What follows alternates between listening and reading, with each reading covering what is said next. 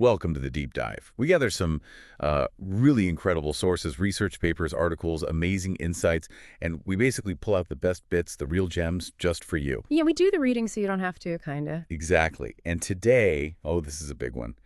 We're really diving deep into understanding your mind. Our mission here, really, is to explore how your brain works, how your mind operates, even, the spirit side of things, the goal, to help you navigate life better, feel more connected, live a richer life, basically. And it connects to aging well, too, living your best life. It's all about understanding how that inner world, your thoughts and feelings, actually shapes your outer reality. Totally. So get ready, because I think what we're unpacking today, Yeah.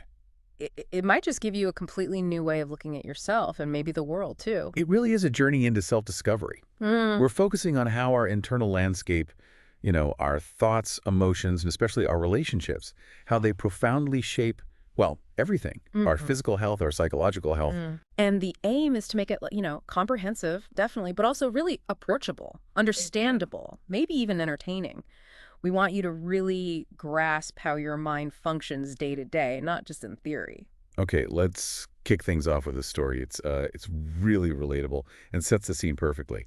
Marian Rojas Estapé, she's a brilliant psychiatrist and author, and her work is kind of the foundation for a lot of this. Her insights are fantastic. Yeah. So she tells this great story about her 4 young kids. They are completely obsessed with football, soccer, for some listeners. Right. She says after they watch a match on TV, almost like clockwork, every 50 minutes or so, they'd suddenly just dart out into the hallway. Doing what? They were trying to copy the plays, like specific moves, the exact dribbles they'd just seen on screen. They'd be shouting, "Mom, look, I did that move, the one the player did," all excited. Then they'd run back, watch a bit more, dash back out to practice again. That's brilliant. And, beyond just being cute kid stuff, what Marian saw there and what's so insightful is that it shows something really fundamental about how our brains work. What's that? It's this concept of mirror neurons. Oh, right. I've heard of those. Yeah, they're these specific brain cells.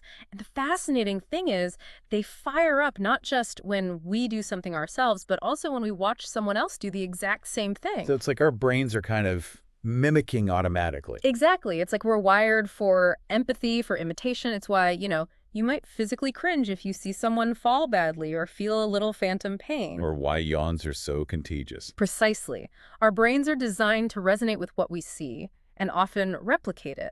Okay, so what does that mean for us? For you, listening right now, just trying to get through the modern world? This is where it gets really interesting, right? It really does, because think about it.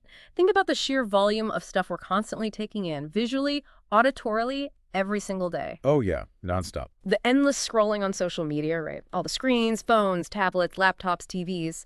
Then you've got immersive video games, the 24/7 news cycle, which is often pretty dramatic. It's a barrage. It absolutely is. And those mirror neurons, that built-in tendency to replicate what we see and hear, it means all that input is profoundly influencing our subconscious, often in ways we don't even notice. So it's shaping how we act, how we feel, even our health. Yes. Our behaviors, definitely. Our physical and psychological health, absolutely. And even subtly, how we interact with people, how we treat others. It's this unseen influence constantly working away beneath our conscious awareness. Wow. So if you connect that, it feels like there's a big disconnect happening, doesn't it?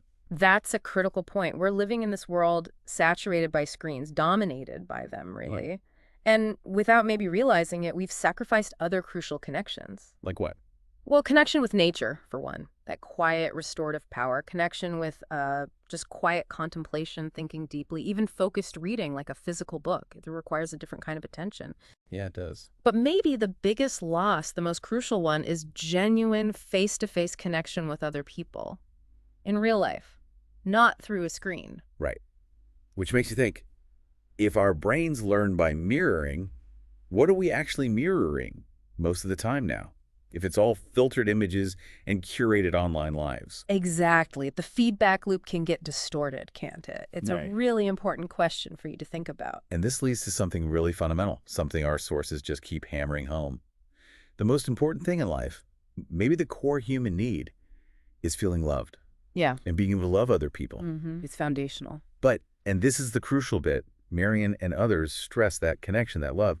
It has to happen in real life. You can't really get it from a perfectly crafted Instagram feed or a quick like or some digital avatar. No, it needs presence, vulnerability, actual physical interaction. You can't fake that neurochemistry. So our deep dive today, it's really about giving you the tools to understand all this, to really get how your brain, your mind, your spirit, how they all work together. Right, because when you understand it, you gain this incredible advantage. You can stop just sort of coping with modern life and actually start thriving, aging better, living more authentically. We want to help you understand what's going on inside your own head, why you feel the things you feel, why you react the way you do, and how to navigate it all for a richer, more connected life. Exactly. It's about reclaiming some agency over your inner world. Okay, let's jump into part one then, the foundations of well-being. We'll start with self-knowledge and this brilliant term Marian uses, vitamin people. Ah, yes. Vitamin people. I love this concept. It's fascinating because it kind of flips the script, doesn't it? We spend so much time talking about toxic people. It's almost become an obsession. It really has. And Mary noticed that. We were focusing so much energy on identifying and complaining about the toxic ones, and she just very insightfully turned it around. Let's focus on the positive force. It really shows the power of language, too. The words we use for ourselves and others, they actually shape our reality, don't they?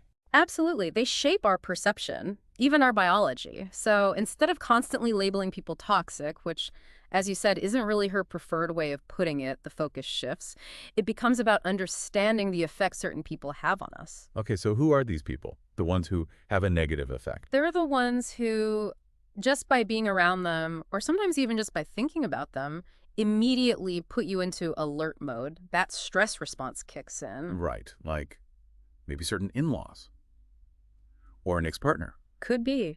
Or a demanding boss, a difficult sibling, maybe even a friend who's suddenly gone quiet and that absence makes you feel off. Anyone who triggers that cortisol surge. And why do they have that effect? Is it always intentional? Often, no. Not consciously, anyway. It's frequently because those individuals are carrying their own stuff, their own unresolved wounds, their own suffering, their own internal chaos. And they kind of leak it. They inadvertently offload that emotional static onto us. So we end up feeling almost physically stressed just by being near them. Yes.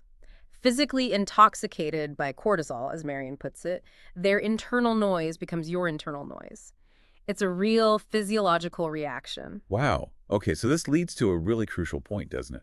If we want to be a vitamin person for others, or even just attract them. You have to start with yourself.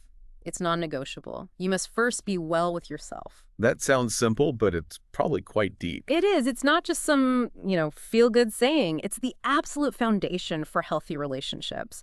If you're not well within yourself, you interact from a place of lack of neediness. You can't genuinely give what you don't possess internally. So what does being well with oneself actually involve? Practically speaking, our sources break it down, right? They do. Beautifully, actually. And to 4 kind of interconnected pillars. The first one is self-knowledge. Knowing yourself? Yeah. Embarking on that journey, and it can be challenging, but also incredibly freeing of identifying your core personality traits. Like really honestly looking at yourself. Are you naturally impatient, super shy, maybe hypersensitive, soaking up everyone's emotions? Or obsessive, getting stuck in thought loops, a hypochondriac, a perfectionist. Impulsive. Exactly. Understanding those deep-seated patterns, those tendencies, that's the critical first step. It helps you understand why you react the way you do. Okay, so identify the traits. Then what? Then comes self-understanding.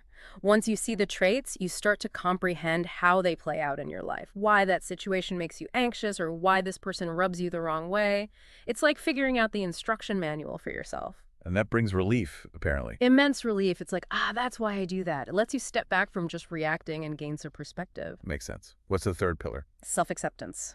And this can be the toughest, but also the most liberating. Accepting the things you don't like about yourself. Essentially, yes. Embracing your limitations.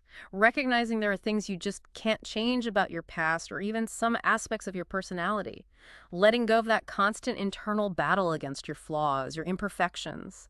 Acknowledging mistakes without drowning in self-blame. So less self-criticism, more self-compassion. Exactly. It's a profound shift. And the final one. Overcoming pain. This is about making a conscious choice, a real decision to heal. To move past old traumas. Those deep-seated hurts that Marian calls insisted within you. Insisted, like walled off. Yeah, imagine emotional wounds that have scarred over on the surface, but are still kind of festering underneath, silently influencing your present thoughts, feelings, behaviors. You have to actively decide to address them. Because if you don't, They'll keep running the show from behind the scenes. They'll dictate your present, your future, often without you even realizing it. So if you skip these steps, knowing, understanding, accepting yourself, and healing your pain, it's almost impossible to be a genuine vitamin for anyone else.